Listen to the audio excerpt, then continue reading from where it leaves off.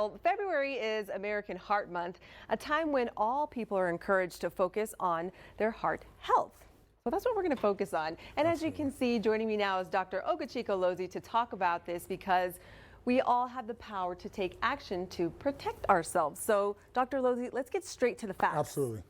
So I think the first thing to understand is that we talk about a lot of diseases over the course of the years. Heart health is actually the #1 cause of death in the United States. Nearly half of all of these adults have it. You know what's really interesting about it is that men have it more than women. We're going to focus on women in a little bit.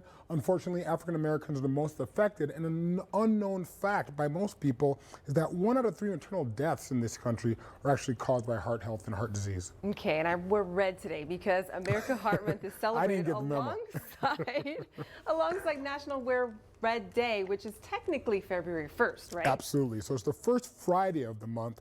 And one of the things about that, and that's why Nicole is wearing red, is that I'm going to focus on the female part of it. In as much as we talk about breast cancer and ovarian cancer and a host of other things that cause morbidity and mortality for women, heart disease is actually the leading cause of death for women in the United States.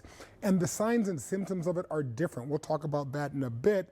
But about 1 in 18 African American women have coronary artery disease. You can see some of the other numbers. But again, I think it's really important. And because women have different signs and symptoms, we'll key in on that in a little bit.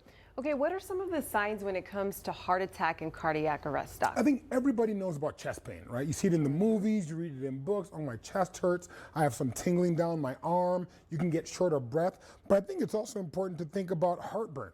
Right? Especially in women, they have atypical symptoms like heartburn. You can have some dizziness, some nausea and vomiting, and just breaking out in cold sweats. In fact, a few weeks ago, I was out of the country and I had a cold sweat. And I was like, wow, I'm above 50. Am I having a heart attack? Oh, no. But it's just some bad food. Oh, okay. Oh, okay, that's alarming. All right. So there are those different signs. And what are some tools? What about CPR? Yes, really, really important. One of the things about CPR and one of the things about heart disease is that in the previous slide we talked about sudden cardiac death and a heart attack. In sudden cardiac death, your heart just goes flatline. Those things that you see in the movie, the beep. In a heart attack, it's actually a blockage. Now, majority of the people that have heart attacks happen outside of the hospital. They actually happen in homes. And that's really important because only 40% of people outside of the hospital actually know the care to give. And so there's really 2 things to do. If somebody goes down, you think they're having a heart attack, even if it's a stroke, first of all, call 911, right? Okay. After that, you want to put your hands on their chest because you really want to learn how to do 2-hand bystander CPR. Okay, so what are some of the signs if someone is having a heart attack? So I think, again, it's that shortness of breath, it's that chest pain, it's that potentially fainting, it's the cold sweats. When we talk about, well, what can we do to avoid it, it's all the stuff we talk about. I don't think anybody needs a memo at this point in time to see the things that are there. I tell people this, try to get as much exercise as possible. If you're overweight, lose some weight. If you smoke, stop.